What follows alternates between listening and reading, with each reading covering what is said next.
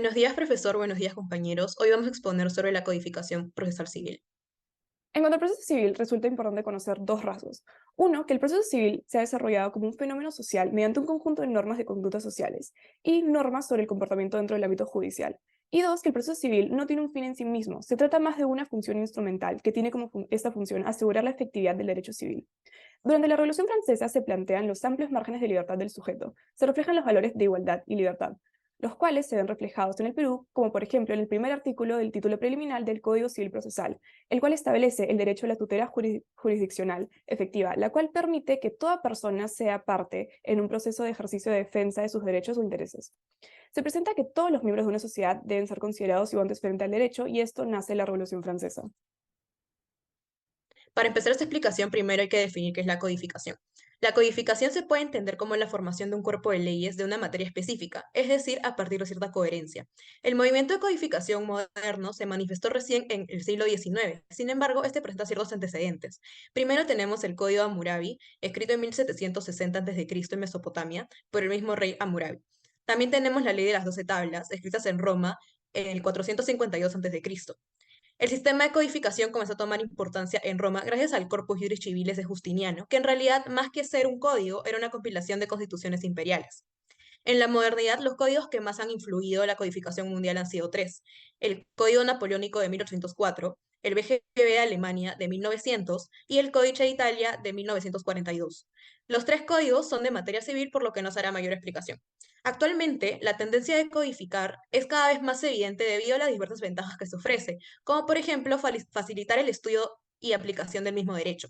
Además de la codificación civil, se han codificado otras ramas del derecho, como la penal, la constitucional y la procesal, de la cual se hablará ahora. El Código Procesal es un conjunto de normas legales que regulan el proceso judicial. En la antigüedad, la resolución de conflictos era un asunto privado, y este era el régimen de autodefensa, en el cual dependía de cada individuo la defensa y restablecimiento de sus propios derechos. La fuerza era el medio para resolver conflictos y se recurría normalmente a la venganza. Esta situación cambia cuando el poder público, con la intención de regular este método vengativo, introduce el talión. Posteriormente, el poder público fue el único facultado para la resolución de conflictos, y a partir de este momento surge la función jurisdiccional. Los individuos ahora no tenían la facultad de tomar justicia por su cuenta, y en cambio debían recurrir a los órganos jurisdiccionales para que eso se aplique en el derecho. El derecho procesal es una rama del derecho público, debido a que comprende las reglas mediante las cuales los individuos se relacionan con el Estado para garantizar o que se tutelen sus derechos. Asimismo, el objeto del estudio es, el objeto de estudio principal es el proceso. En función a las diversas materias que el derecho procesal trata, se han- el Código Procesal se ha descodificado y han surgido diversas ramas, como el Código Procesal Civil, el Código Procesal Penal, el Código Procesal Constitucional, entre otros. A continuación se hablará del Código Procesal Civil. El Código Procesal Civil es un conjunto de normas legales que regulan el proceso judicial civil. La codificación procesal civil tiene como utilidad el brindar información sobre los actos a seguir en un proceso civil. Dentro de este proceso, los sujetos principales son el demandado, el demando, que es el que realiza la demanda, y los órganos jurisdiccionales, que resuelven el conflicto. Además, están los sujetos principales secundarios que ayudan a la resolución inmediata del conflicto. El Código Procesal Civil vigente, el nuestro, es del año 1993.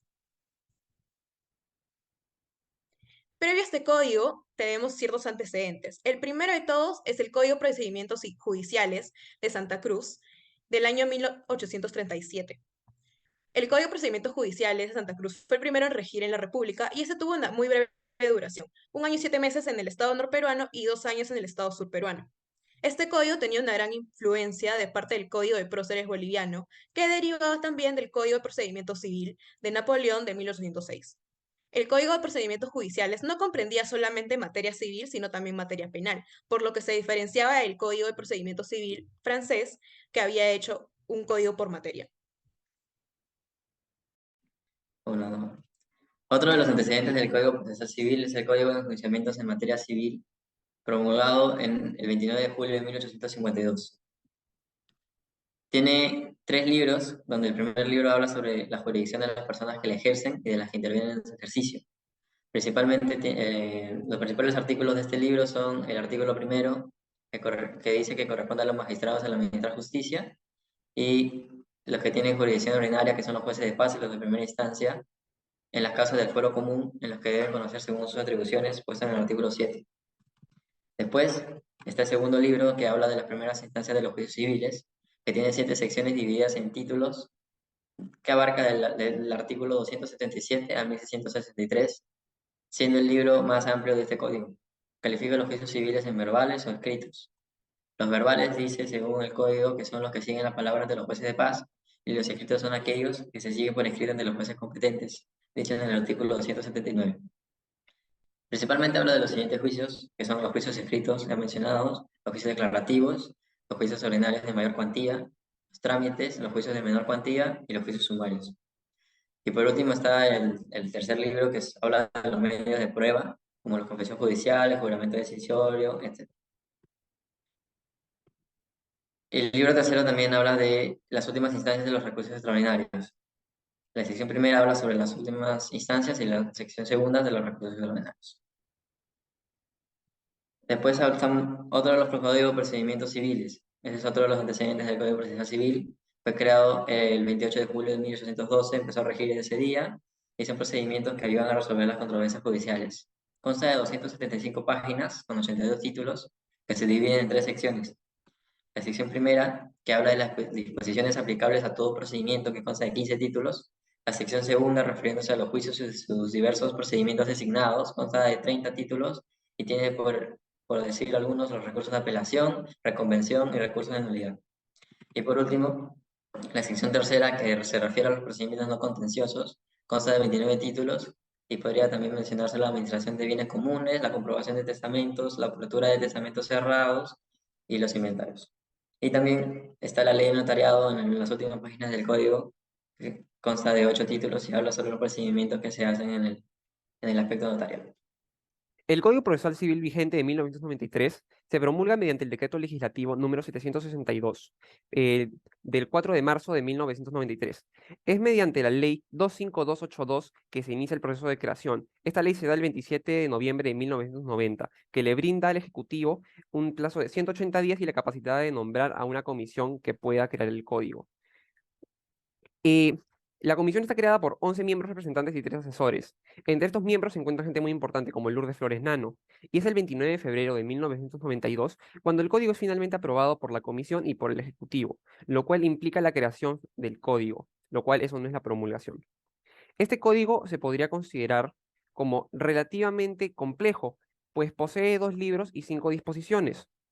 El código, los libros son el libro de justicia civil, el libro de justicia arbitral, y las disposiciones son la disposición complementaria, la disposición final, transitoria, modificatoria y derogatoria. El código es relativamente olvidado, pues carece de modificaciones. Las últimas modificaciones que ha recibido han sido en la última década, pero antiguamente no recibía ninguna modificación y estaba con una norma que se consideraba muy antigua. La dificultad del código yace en que debe encontrar un equilibrio en la duración y la complejidad de los procesos judiciales. El Código de Procedimientos Civiles de 1912 fallaba en desterrar los males y corruptelas que hacían interminables los procesos. En base a las transformaciones sociales, el derecho procesal también debe adaptarse, por lo que en lugar de realizar pequeñas modificaciones, se decide realizar una completa reforma. En 1993 se establece un nuevo código que pretende satisfacer las necesidades de administración pública al adecuarse a los nuevos principios del derecho y cambiar el paradigma de las actividades de jueces, abogados y fiscales. Como por ejemplo, se establece que para evitar que la justicia civil tenga que relacionarse con la amplia actividad del Estado, se crea una subespecialidad contencioso-administrativa. Asimismo, se crea la subespecialidad comercial, donde se sustrajo a la justicia civil de asuntos sobre procesos ejecutivos, societarios, transporte aéreo, marítimo, etc. Y cabe resaltar que la última modificación que se ha realizado hasta la fecha ha sido la Ley 31591 sobre el procedimiento de casación, donde se han modificado alrededor de 18 artículos. El código tiene un valor inigualable, pues él es el primero de su tipo. Este código de acá se encarga de cambiar y modificar todo el sistema judicial, lo cual sirve para brindarle al ciudadano más libertad. Esto es lo que se denomina como el proceso. El proceso es lo que nos permite a todos los ciudadanos, ya seamos mayores, menores o lo que seamos, una capacidad de derecho y libertad frente a estos procesos judiciales. Nos da la capacidad de defendernos. El hombre y el Código Civil son un ámbito muy importante, pues es el hombre el centro del derecho y pues este Código Procesal Civil está para nosotros y eso es algo muy importante que tenemos que reconocer. Muchas gracias.